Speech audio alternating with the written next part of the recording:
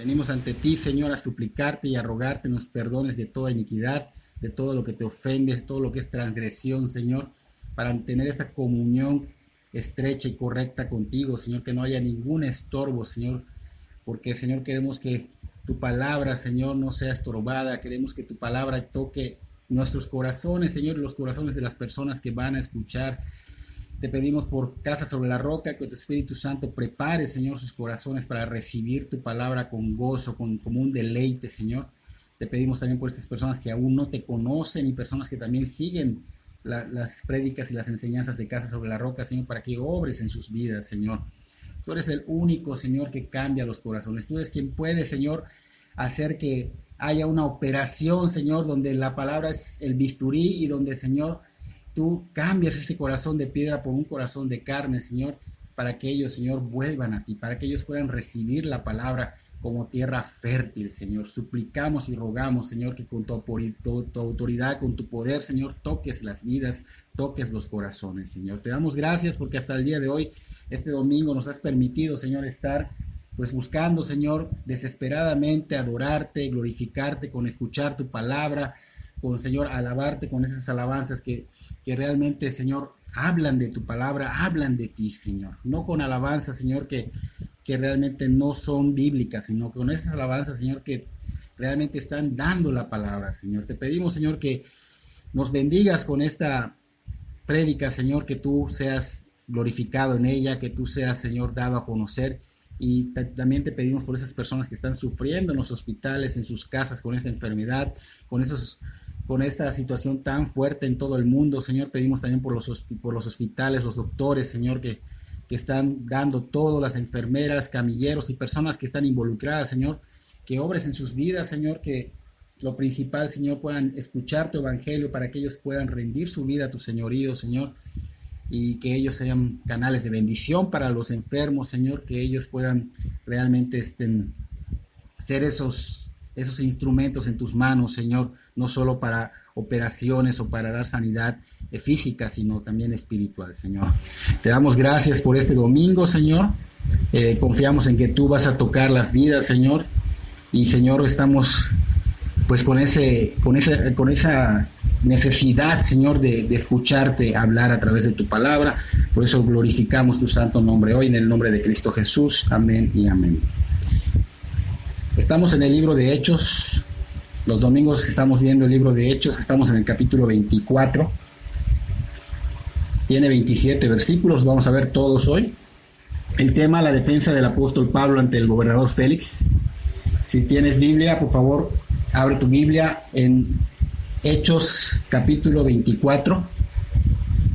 Pero antes de iniciar la lectura, recordemos que la semana pasada nos quedamos en que el Señor Jesús se le apareció a Pablo y fue algo muy hermoso, muy maravilloso, porque fue físicamente, y el Señor le dio la seguridad a Pablo de que iba a ser protegido, de que Él estaba con él, y le dijo que no se preocupara porque aún le seguiría sirviendo, así como lo había hecho en Jerusalén en esos momentos que acaba de hablar ante el concilio, y le dijo que aún le iba a servir en Roma y camino a Roma.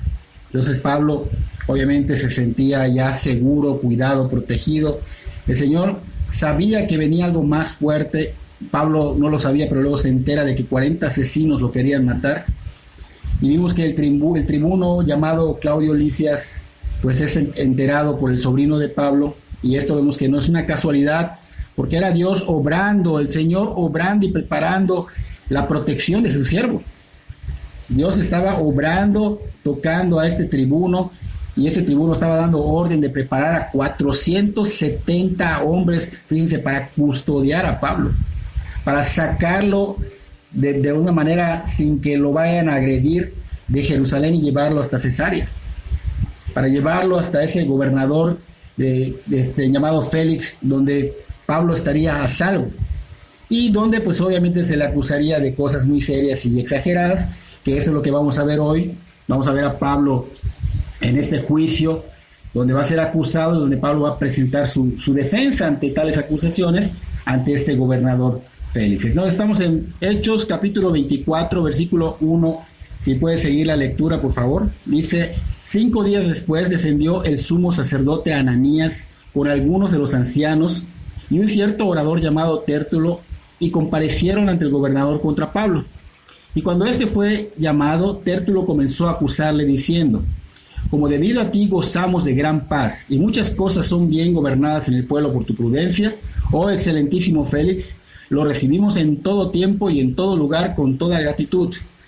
Pero por no molestarte más largamente, te ruego que nos oigas brevemente conforme a tu equidad, porque hemos hallado que este hombre es una plaga y promotor de sediciones entre todos los judíos por todo el mundo y cabecilla de la secta de los nazarenos.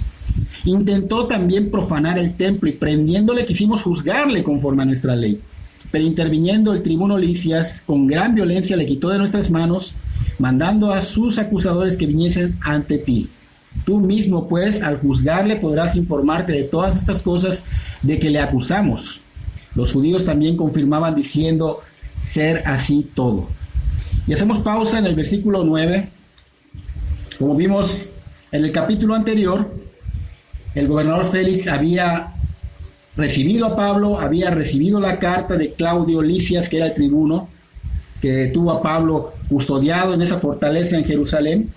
Y terminando de leer esta carta, le dijo el gobernador a Pablo que entendía que lo llevaron ante él para un juicio, porque lo acusaban de cosas serias, y que lo escucharía cuando los acusadores pues fueran a presentar los cargos ante él, ¿no?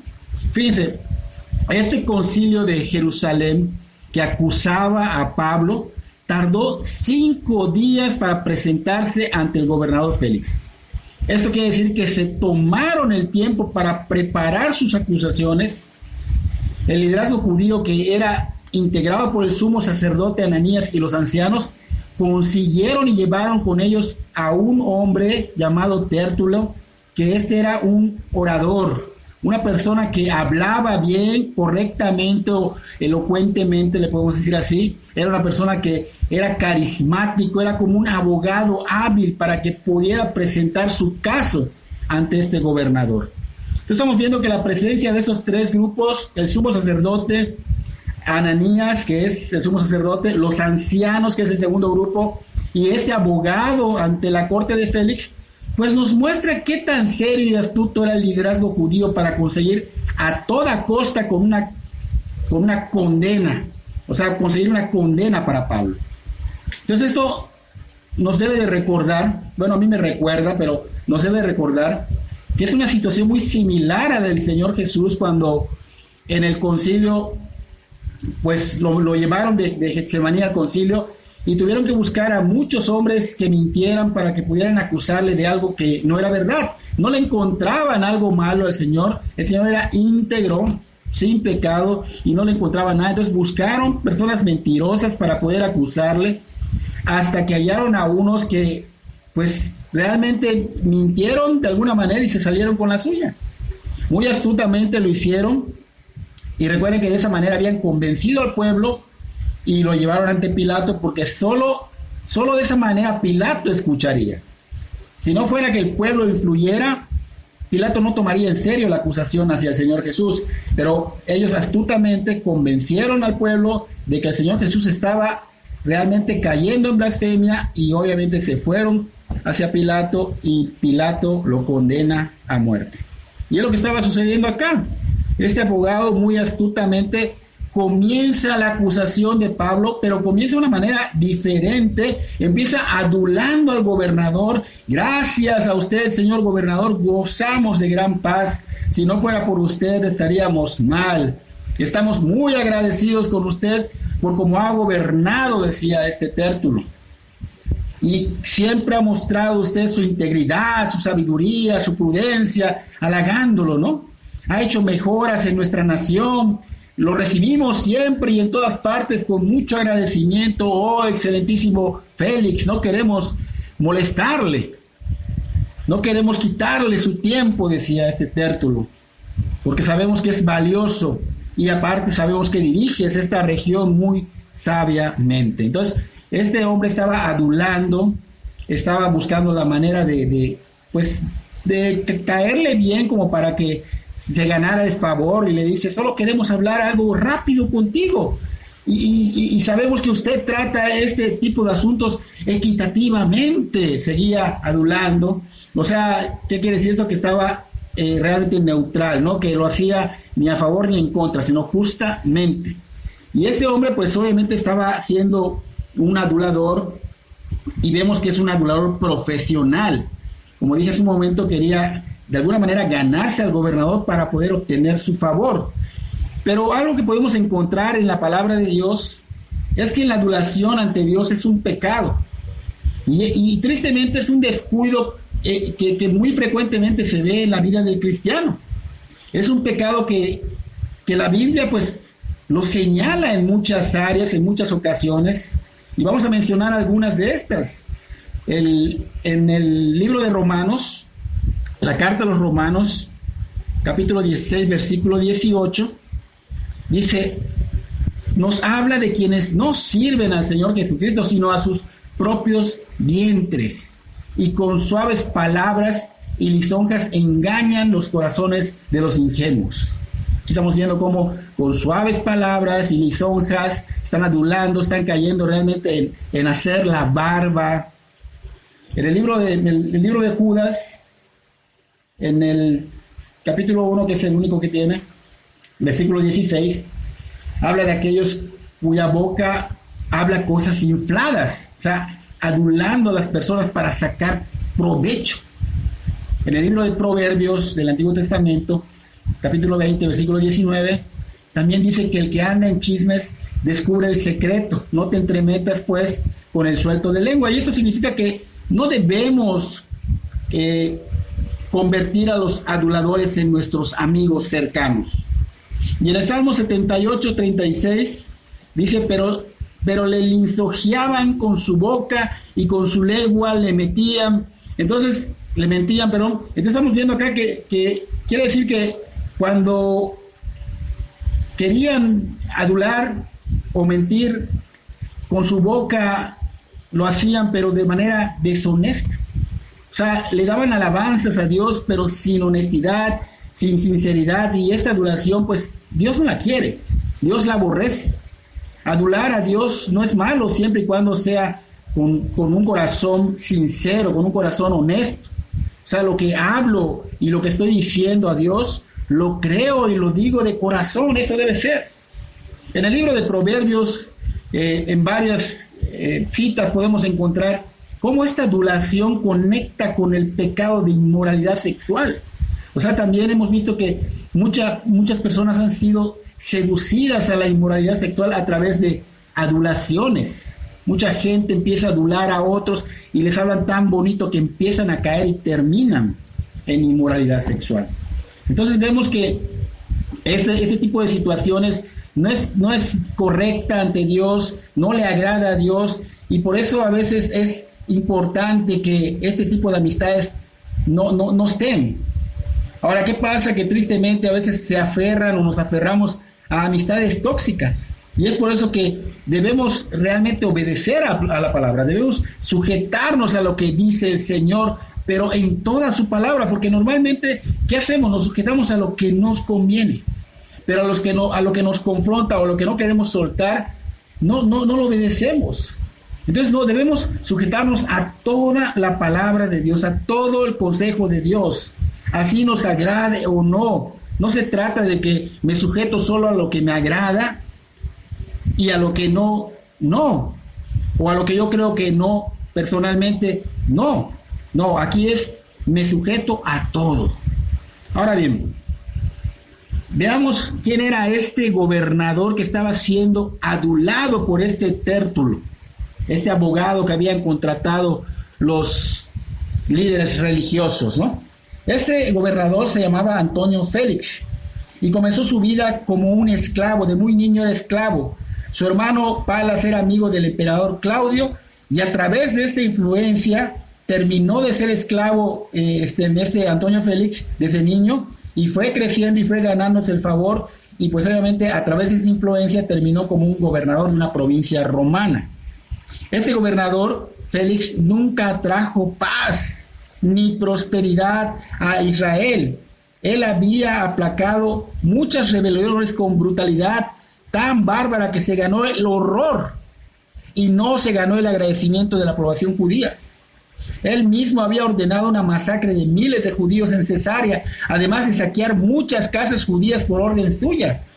Ahora bien, ¿creen que estuvo bien esta adulación que estaba haciendo Tértulo?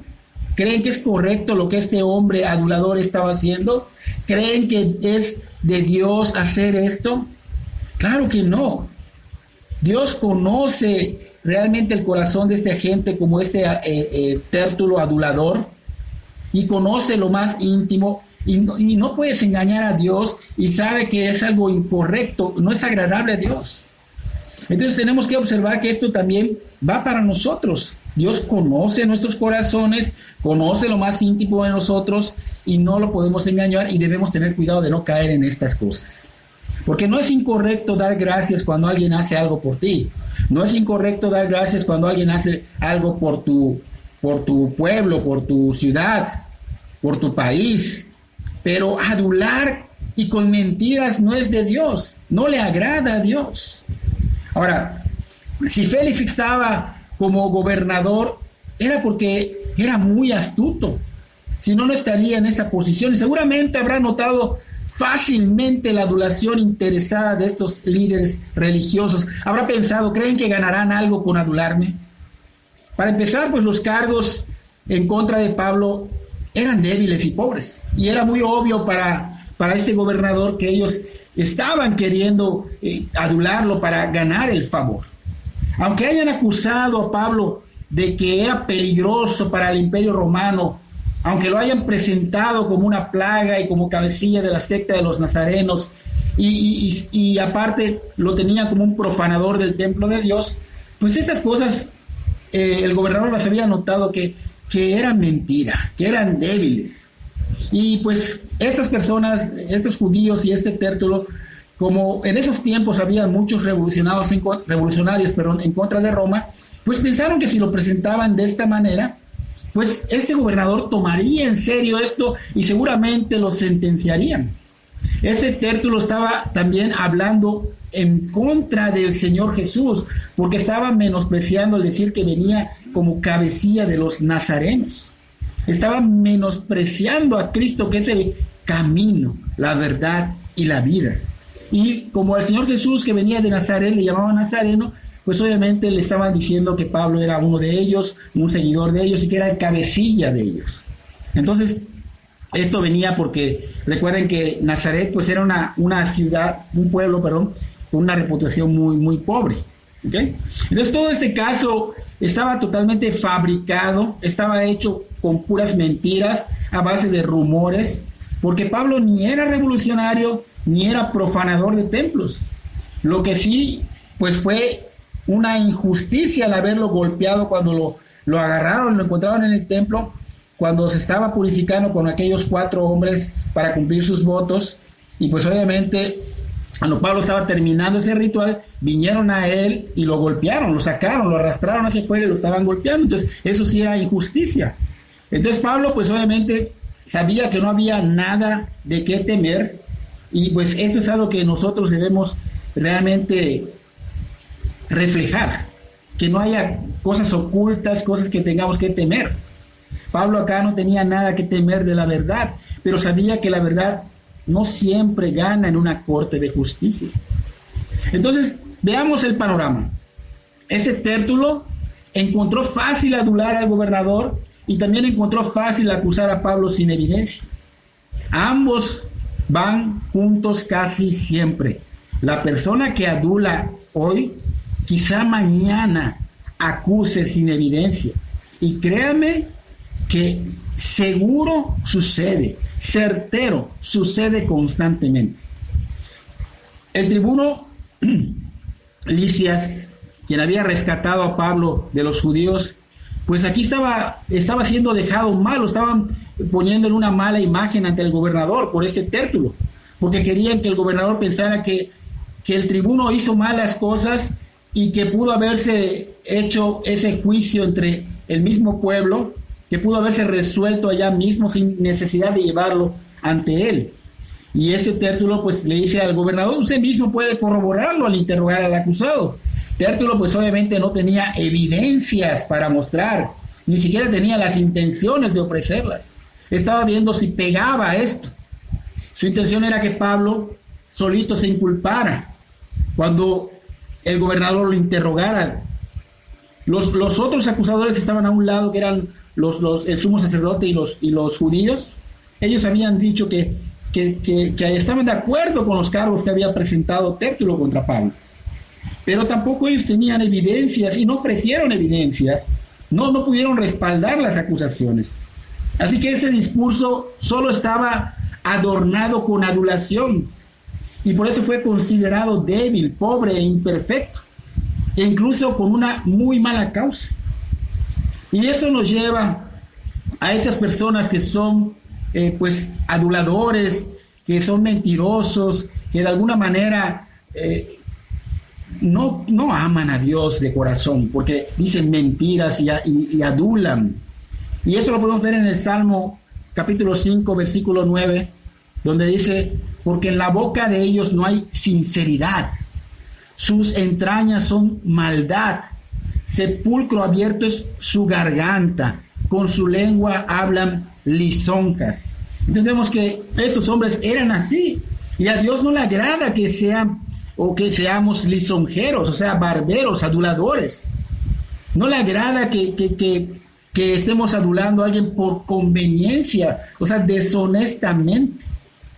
Y no es malo, dije hace un momento, agradecer de corazón, ser amable, pero es muy diferente a esa persona que es barbero y que lo hace porque quiere algo de provecho de la otra persona, o porque viene con esa adulación a Dios, pero de una manera deshonesta, porque también quiere recibir algo de Dios, pero realmente no está sintiendo lo que está hablando a Dios, lo que está diciendo a Dios, y a Dios no lo podemos engañar.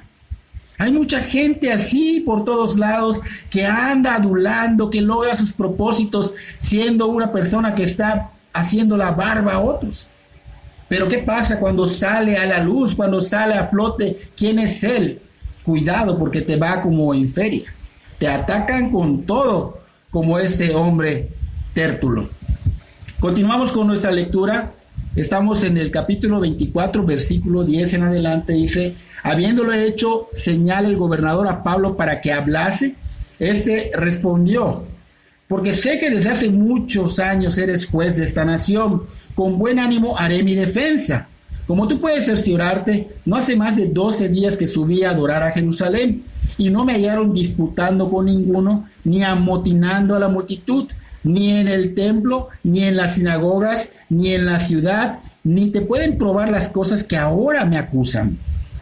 Pero esto te confieso, que según el camino que ellos llaman herejía, así sirvo al Dios de mis padres, creyendo todas las cosas que en la ley y en los profetas están escritas, teniendo esperanza en Dios, la cual ellos también abrigan, de que ha de haber resurrección de los muertos, así de justos como de injustos.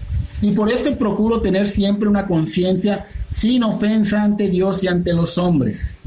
Pero pasados algunos años, vine a hacer limosnas a mi nación y presentar ofrendas.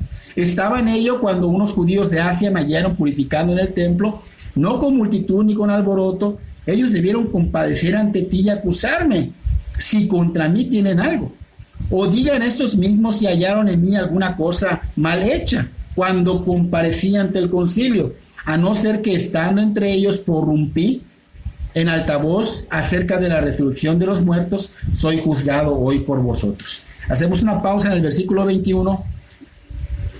Pablo estaba feliz porque se estaba presentando otra oportunidad de presentar el evangelio ante el concilio, pero también ante un hombre influyente, recordando que el Señor Jesús le había dicho a Ananías que él iba a llevar el evangelio no solo a gentiles, no solo a judíos, sino también a reyes. En este caso, este era un hombre influyente. Este gobernador estaba pues prácticamente dispuesto a escuchar la defensa de Pablo, y era la oportunidad de meter la defensa y la oportunidad de hablar el evangelio. Entonces Pablo viene, reconoce, no adula, no halaga, solo reconoce que Félix era quien gobernaba y que reconocía su autoridad y que con gusto presentaría su defensa ante él.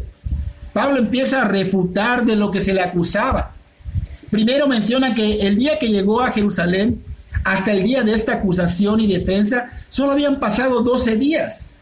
Y si esas acusaciones que estaban haciendo de alborotar y de ser como un revolucionario fueran verdad, pues que sería imposible lograr esto, sería imposible fomentar estas barbaridades en tan poco tiempo. Porque fíjense, en 5 días ellos formularon una acusación. Quiere decir que estuvo 5 días Pablo con el gobernador. Un día había pasado en que lo llevaron a caballo de Jerusalén a Cesarea. Y un día estuvo encarcelado en la fortaleza, bajo la custodia del tribuno Lisias. O sea que nada más tuvo 5 días de una libertad en Jerusalén como para poder fomentar o realmente estar alborotando o causando una revuelta. No puede ser, dice Pablo, no podría ser posible hacer todo esto de lo que me acusan en tan poco tiempo. Durante esos 5 días de libertad, ¿cómo podría yo realmente hacer algo? Aparte, me encontraron en el templo, no me encontraron haciendo problemas, estaba yo terminando de purificarme, había yo dado antes las limonas que traje, y eso mostraba que ellos estaban mal. Eso mostraba que los hechos de su caso estaban a su favor. Y aquí empieza Pablo a meter parte de la predicación. Dice Pablo: yo estaba purificándome en el templo con aquellos 4 hombres judíos, porque sirvo al Dios de mis padres, de acuerdo con el nuevo camino que ellos le llaman una secta, fíjense, una herejía. O sea, aquí empieza a meter a Cristo. Cristo es el camino, la verdad y la vida. Y a los seguidores de Cristo les llamaban el camino. Sabemos que en este caso, pues, Pablo decía, sabemos que yo estaba realmente sirviendo al camino. Pablo decía, y yo creía en todo lo que estaba escrito de la ley y de los profetas, porque apunta a ello, apunta al camino. O sea que creía que el Antiguo Testamento siempre apuntó a Cristo, y eso es realmente lo que es. Todos los profetas dan testimonio de Cristo, todas las escrituras hablan del Señor Jesús, y Pablo estaba en lo correcto. El Señor Jesús, después de su muerte, cuando resucitó al tercer día, las mujeres avisaron a los discípulos, y los discípulos fueron al sepulcro. Y el Señor no estaba en el sepulcro, y se les aparece y les dice: insensatos, duros de corazón, no creyeron lo que los profetas habían dicho de mí. Porque el Señor Jesús le estaba recordando de que esto estaba escrito y que los profetas anunciaban esto de él, hablaban de su resurrección. Entonces le dice: duros, insensatos, duros de corazón. Toda la Biblia apunta al Señor Jesús, se trata del Señor Jesucristo, porque Él es Dios. En el Evangelio de Lucas, donde estamos prácticamente estamos dando el comienzo de esto, nos dice Lucas capítulo 24, versículo 27, dice: y comenzando desde Moisés y siguiendo por todos los profetas, les declaraba en todas las escrituras lo que de él decían. Entonces aquí estamos viendo que dice: desde Moisés hasta los profetas declaran de mí. Entonces entendemos que desde Génesis, si quieres verlo, todo el Antiguo Testamento hasta Malaquías, apuntan al Señor Jesucristo, se trata del Señor Jesucristo.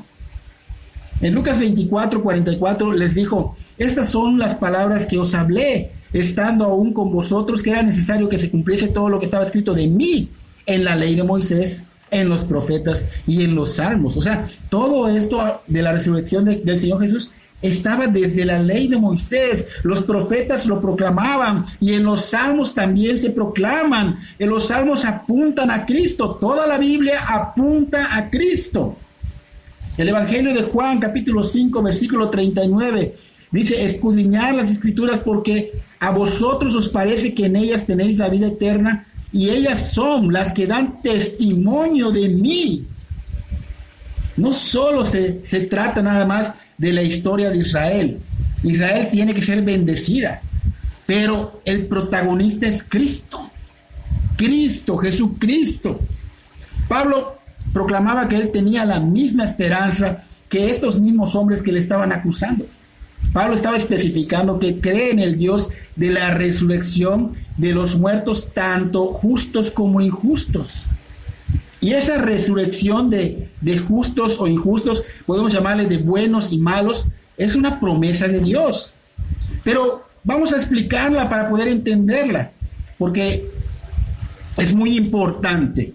Resurrección significa levantar de los muertos, no dar vida al alma, sino levantar de los muertos. En el Evangelio de Juan, capítulo 11, versículos 25 y 26, Lázaro había muerto y Marta estaba muy afligida.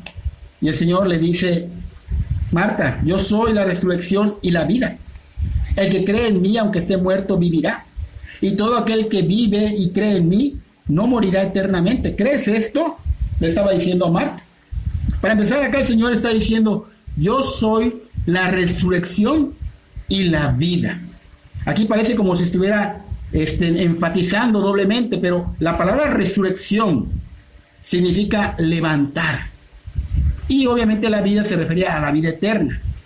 Ahora, en el versículo 26, donde leímos: y todo aquel que vive y cree en mí, no morirá eternamente. Aquí nos está mostrando que todo aquel que vive, esto es en vida. Todo aquel que va a creer en Cristo, pero tiene que ser en vida. Y cree en mí, dice, o sea, que se arrepintió, que nació de nuevo, que realmente tuvo esa conversión a Cristo. El Señor dice claramente: no morirá eternamente. Entonces aquí podemos notar y podemos entender cómo se puede heredar la vida eterna. El Señor Jesús ya dio la vida eterna ¿a quién? Al que ya es un verdadero cristiano, al que creyó. Pero el Señor dice que también es la resurrección. Y eso significa que promete que va a levantar los cuerpos. O sea, vida eterna al alma y levantamiento de cuerpos. Ahora bien, Pablo está hablando de la resurrección de los justos e injustos. O sea, de los buenos y malos. O sea que levantará el Señor a buenos y malos. Y está hablando de los cuerpos. No está hablando de una vida con Él eternamente, porque aquí hay malos, o sea, injustos. Y los injustos o malos son los que no creyeron en Cristo. Son los que no tuvieron la evidencia de caminar con el Señor. Son los que no se arrepintieron. Son los que no nacieron de nuevo en espíritu. Son todos aquellos que rechazaron a Cristo y su evangelio. Y cuando el Señor resucite a los muertos, eso significa levantar. Primero levantará los cuerpos de los que están en Cristo, de los que creyeron. Y esto no quiere decir que estaban durmiendo. Significa que los que murieron en Cristo, sus cuerpos fueron al polvo, pero sus almas inmediatamente estuvieron vivos en presencia de Dios. Así que lo que resucitará no son las almas, son los cuerpos, porque las almas de los santos ya viven en el cielo. Y esto lo vamos a corroborar con Apocalipsis capítulo 6, versículo 9 al 11. Y dice: cuando abrió el quinto sello, vi bajo el altar las almas de los que habían sido muertos por causa de la palabra de Dios y por el testimonio que tenían, y clamaban a gran voz diciendo: ¿hasta cuándo, Señor santo y verdadero, no juzgas y vengas nuestra sangre en los que moran en la tierra? Y se les dieron vestiduras blancas y se les dijo que descansasen todavía un poco de tiempo, hasta que se completara el número de sus consiervos y sus hermanos, que también habían de ser muertos como ellos. Entonces, hoy día, el Señor levantará, hay un día que el Señor va a levantar esos cuerpos. Ya vimos que las almas aquí en este capítulo, en esta cita de Apocalipsis, están vivas. ¿Por qué? Porque Dios es Dios de vivos y Dios ya le dio la vida eterna. Pero la resurrección significa que va a levantar los cuerpos en el día del Señor. Cuando alguien muere, ya sea justo o injusto, o sea, malo o malo o malo bueno, como quieras llamarle, sucede lo siguiente. Es como cuando duermes, pero no duermes. Ya vimos acá en Apocalipsis 6:9 que no están durmiendo. ¿Qué pasa? Quedas inconsciente.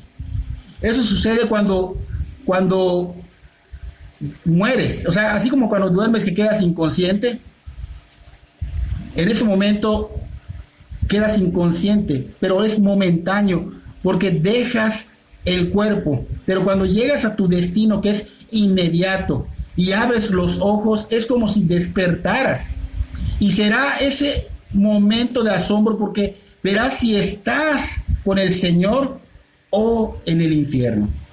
Cuando es un justo, o sea, una persona que se convirtió a Cristo, el Señor dará un cuerpo glorioso, no aquel cuerpo corruptible que se enfermaba, que se le bajaba la presión, que tenía artritis o Parkinson o que tenía cáncer. No, nos dará uno glorioso, uno incorruptible que pueda estar ante la presencia de la santidad de Dios, que es fuego consumidor, para que pueda estar enfrente de Él cara a cara. Ese es un poquito complicado. Para el que no entienda, por favor, puede marcarme y le explico. Hoy es el día de salvación. Por eso realmente te voy a insistir, porque el mañana es una manipulación maligna que te hace creer que tienes comprado los días de tu vida, que te hace creer que vas a llegar a viejo a lo mejor, o que te vas a jubilar y tendrás el tiempo, y a lo mejor mañana podrás buscar del Señor, pero no hay un mañana, no sabemos. Ahora pongan atención. A los que son injustos o malos, estos son los que mencionamos que rechazaron al Señor Jesús y ese evangelio, los que no fueron justificados por Cristo. Estos, hasta después de 1 milenio, su cuerpo será resucitado, pero para juicio ante Dios, donde se les va a mostrar con evidencia por qué están condenados, pero no les darán un cuerpo glorioso, sino serán como zombies, son muertos que sienten, que piensan, que tienen conciencia, que tienen memoria, y dice la palabra que serán echados junto con Satanás al lago de fuego por siempre. Y esto es eternamente, y esto lo puedes corroborar en Apocalipsis 20. Entonces, ahorita ya podemos entender que cuando un cristiano muere, su espíritu y su alma va inmediatamente al cielo con el Señor. Como dijo Pablo, ausente en el cuerpo, presente en el Señor. Y cuando una persona que no es convertido, que es injusto, que no tiene a Cristo, muere, su alma va al infierno. Ausente en el cuerpo, presente en el infierno. Y esto lo puedes corroborar en el Evangelio de Lucas, capítulo 16, versículos 19 al 31. Entonces Pablo estaba pues hablando de que él creía en esta resurrección de los muertos, de buenos y malos. Y Pablo después resaltaba que lo que había pues hecho, pues según estos judíos, malo, pues él siempre procuraba tener limpia su conciencia delante de Dios y de los hombres. O sea que él no había hecho nada malo. O sea que él decía y vivía la verdad. Y eso es muy importante para los cristianos, porque siempre debemos procurar estar con una conciencia limpia delante de Dios y también delante de los hombres. Recordemos que Dios es testigo de todo lo que hacemos, hasta en lo privado. Y tristemente, mucho cristiano tiene una conciencia muy, muy sucia. Tristemente, hacen las cosas mal, no tienen disciplinas, dejan mal a las personas, a veces deben o pagan, y muchas cosas que hacen que no están correctas, que no están dando un buen testimonio. Y aunque estés llevando el evangelio, no lo estás viviendo. Entonces aquí Pablo nos muestra que él procuraba siempre tener su conciencia limpia delante de Dios y delante de los hombres. Entonces Pablo dice que después de muchos años de estar por otros lugares, pues decidió ir a Jerusalén para llevar unas limosnas y unas ofrendas que habían juntado otras iglesias. Recordemos que hubo una recolección que hicieron las iglesias gentiles para la iglesia de Jerusalén, que estaba pasando pues por una situación difícil. Y Pablo, pues él quería llevarlo personalmente y a él se le encargó que lo hiciera. Y dice Pablo que estaba haciendo esto después de haberse purificado según el rito establecido. Y dice que aunque no había mucha gente y que realmente no estaba haciendo ningún alboroto, cuando de pronto vienen estas personas, judíos de Asia, y entran al templo y lo sacan y lo empiezan a golpear. Y dice Pablo, pues yo pienso que estos que me empezaron a golpear sin nada, sin haber un porqué, pues ellos deberían de venir a hacer esta acusación, si es que ellos tienen algo contra mí, porque no había nada realmente en contra. Pero si no, pues que estos que están aquí, que me están acusando, pues digan que si me hayan algún delito, porque recuerdo que estuve en la Junta Suprema de los Judíos y lo único que hice allá fue decir que me estaban juzgando porque creo en la resurrección de los muertos. Entonces Pablo estaba dando a entender que no había pruebas, que no había evidencias, que no habían testigos oculares, porque esas personas judíos de Asia no se presentaron. No estaban esos para probar los cargos de los acusadores. Y aunque la acusación de Tértulo fue que Pablo había estado pues causando revuelta como revolucionario, excitando a algunas personas, ¿para qué? Para que se vayan en contra de Roma, pues ¿dónde estaban esos testigos que podían corroborar esto? ¿Dónde estaban los judíos de Asia que habían pegado el grito cuando Pablo estaba en el templo? Ni siquiera unos ni los otros. Entonces, esos que fueron testigos oculares de ese presunto sacrilegio que Pablo estaba haciendo o de esa revuelta que estaban diciendo, pues no se tomaron la molestia de estar en este juicio. No estaban presentes. Entonces Pablo estaba correcto de pedir que estuvieran presentes y aparte pedir las evidencias del caso, cosa que pues estos acusadores estaban tratando de evitar.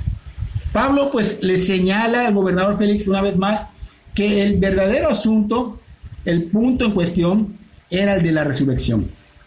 Entonces Pablo empezaba a enseñar sobre la resurrección, que ese es el tema central del mensaje del Evangelio. Esa es la verdad fundamental.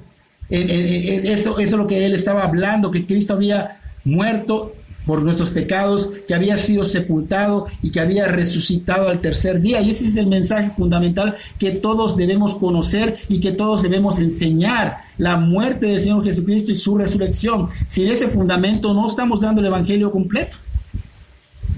Y en el versículo 22 de Hechos 24, versículo 22 y 23, dice Félix: entonces Félix, oídas estas cosas que estaba hablando Pablo, estando bien informado ya de este camino, les aplazó diciendo: cuando descendiera el tribuno Licias, acabaré de conocer de vuestro asunto. Y mandó al centurión que se custodiase a Pablo, pero que se le concediese alguna libertad y que no impidiese a ninguno de los suyos servirle o venir a él. Hacemos pausa en el 23. Vemos que el gobernador Félix pues se había escuchado todo lo que Pablo estaba diciendo. Realmente estaba Pablo en lo cierto, él se había dado cuenta. Aparte estaba mencionando Pablo el Evangelio, ¿no? Así que este Félix pues ya conocía del Evangelio y pues pone la excusa de esperar más evidencia del tribuno Licias y aplaza esto por un tiempo. Lo aplaza un tiempo. Sin embargo, Félix pues tenía la suficiente evidencia para tomar la decisión a favor de Pablo, porque él ya había visto que Pablo estaba en lo cierto y que esas personas realmente estaban débiles, no tenían ni pruebas. Ahora, aunque sabía que había esa inocencia de Pablo, él no lo quiso soltar, solo le concedió libertad, incluso hasta que fueran a visitarlo. Entonces Félix pues intentó estar así como que de alguna manera en un punto medio.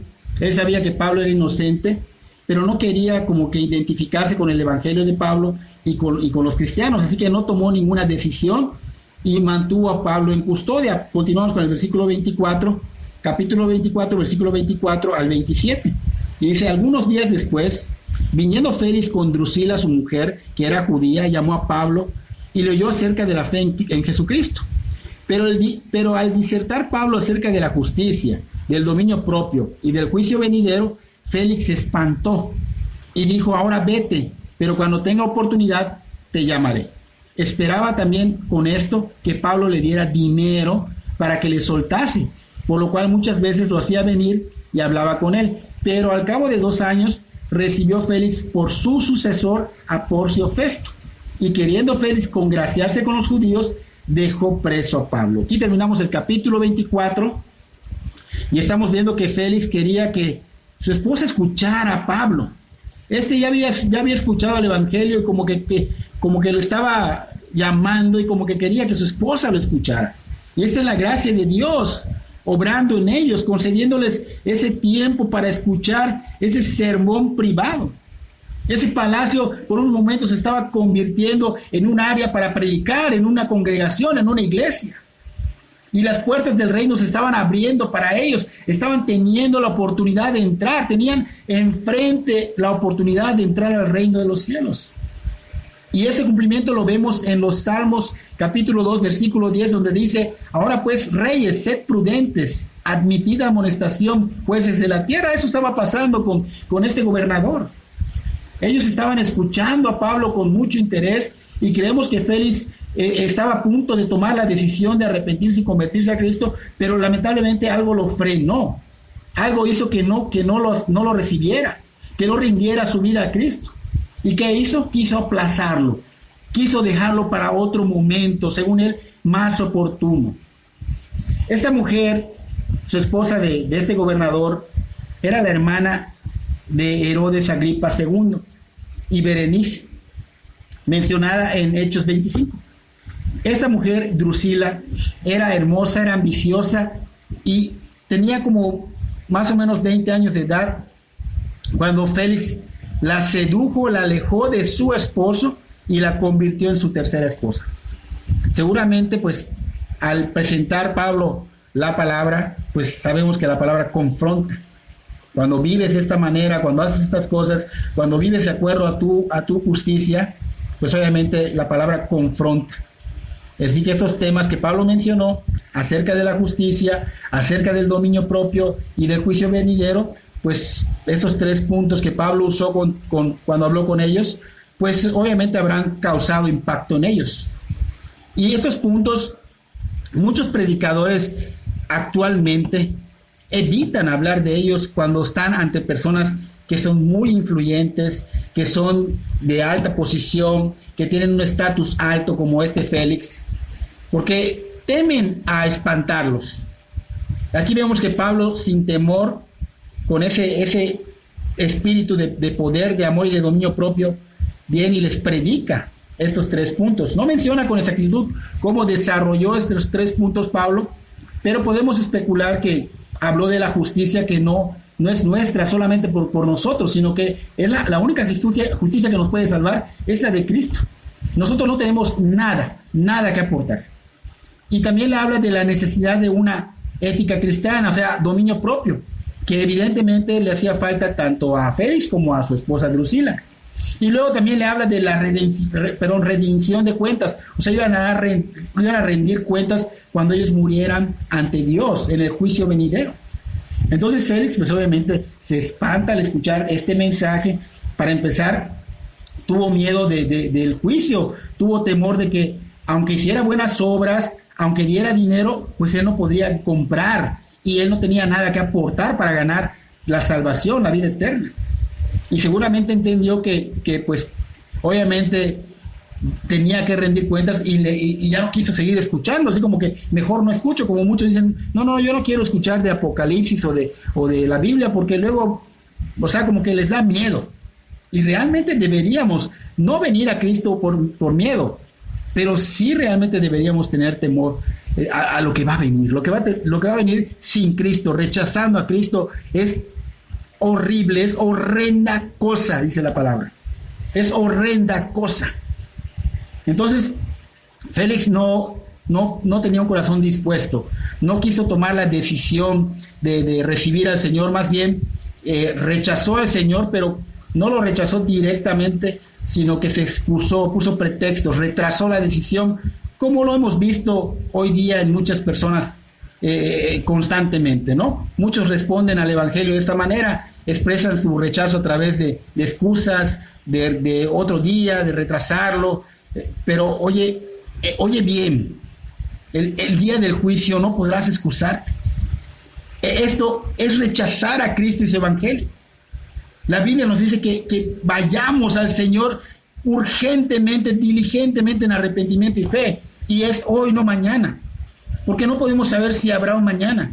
Como mencionamos hace un rato, el mal te engaña que a lo mejor en tu jubilación, más a futuro, cuando tengas tiempo, y muchos se han perdido por creer esto.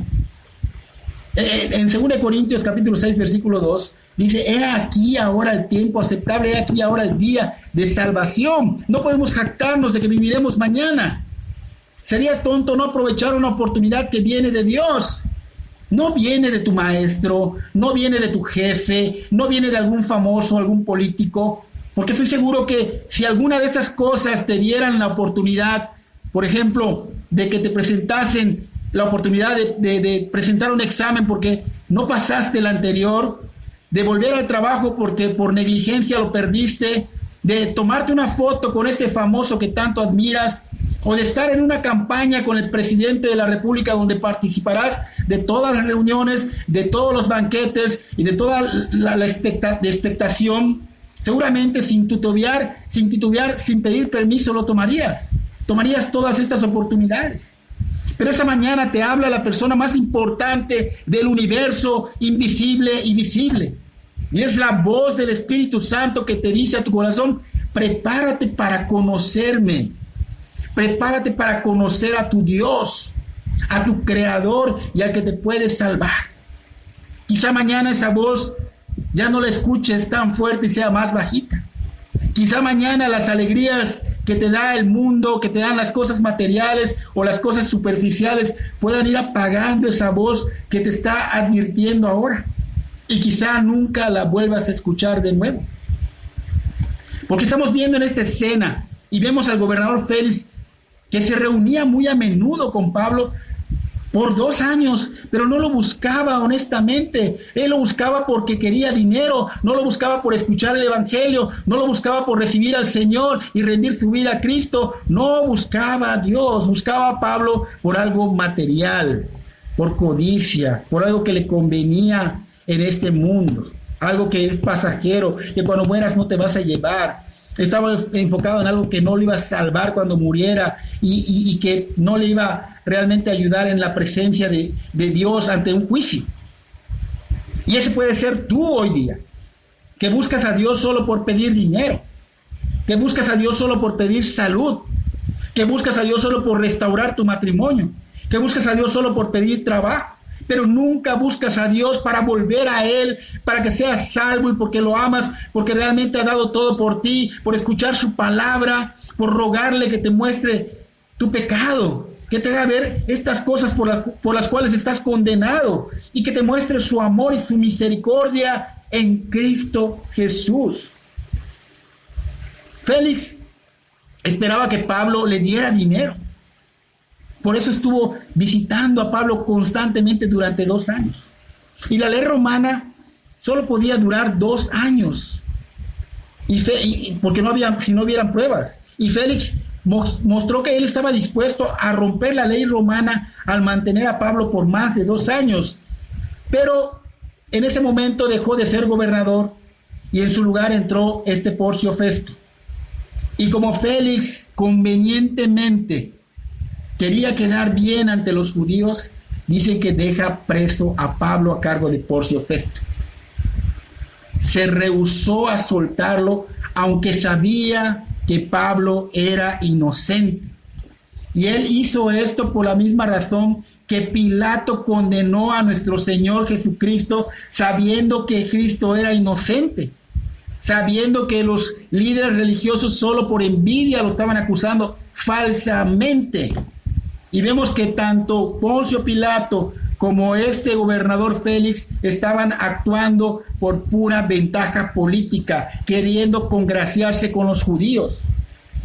Y esto es malo, hermanos. Saber hacer lo que es correcto y rehusarse a hacerlo por temor a los hombres o por conveniencia es grave ante Dios. Es pecado. Y en este caso, pues Félix, si no se arrepintiera, el costo iba a ser fuerte por la eternidad. Hubo mucha dureza de corazón en este gobernador Félix, en Poncio Pilato también. El evangelio estuvo siendo rechazado por Félix durante 2 años. Y muchos hoy día hacen esto.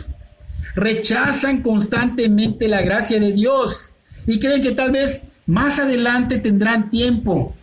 Creen que tal vez tendrán la oportunidad de tomar esa decisión más a futuro, porque ahorita por su trabajo o por su situación o porque X motivo no tienen tiempo.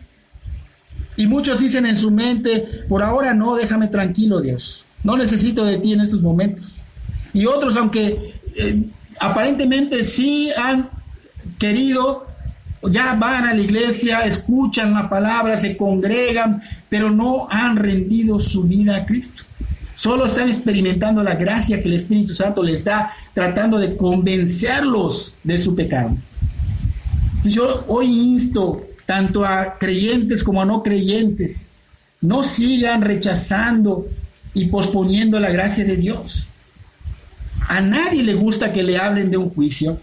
En ese caso, Félix y Drusila no les agradó oír sobre ese tema. Por eso le dijeron, luego lo vemos, luego hablamos de esto.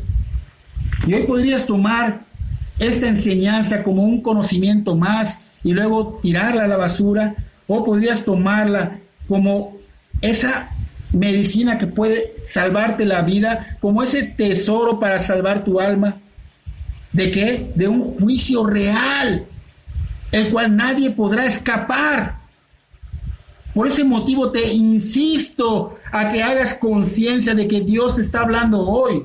En este mensaje te está dando la oportunidad, te está dando un ultimátum, y tal vez este es el momento oportuno de tu vida.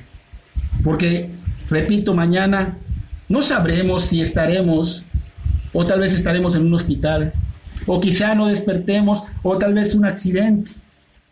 Entonces, persona que no conoce de Dios, que no tiene una relación con Dios, hoy es el día. Persona que conoce y está coqueteando con el pecado y aún no ha rendido su vida a Cristo, hoy es el día. Dios tiene misericordia, te lo está mostrando. Su Espíritu, el Espíritu Santo, que es Dios mismo, te está mostrando que hoy te da la oportunidad, el ultimátum para que tú vuelvas a Él, que está la gracia derramándose sobre ti. Y en verdad, si aún no comprendes y realmente hay algo que te movió, que te acusó la conciencia, que te dejó intranquilo, en verdad, mira, puedes contar conmigo. Soy el pastor de esta iglesia, José Manuel Navarrete Blanco, el pastor de Casa sobre la Roca, Mérida, Yucatán. Y si en verdad quieres hablar sobre el Evangelio, estoy para servirte. Mi número de teléfono es el 99 91 63 69 84. Y estoy para servirte y para hablarte de Cristo y mostrarte el Evangelio, porque realmente cuando se gana un alma, cuando un alma se lleva a los pies de Cristo, hay fiesta en el cielo. Y es lo que nosotros los cristianos anhelamos, que las almas vayan a Cristo, que esa misericordia que ha sido derramada sobre nosotros, pues está siendo derramada sobre ti, y nada más queremos ponerte los ojos en Él, como dirigirte a Él para que luego ya tú tomes tu camino. Así que, persona que no conoce, persona que ya conoce y quiere platicar, estoy verdaderamente dispuesto a servir a Dios y a servirles a ustedes. Que Dios bendiga su vida grandemente.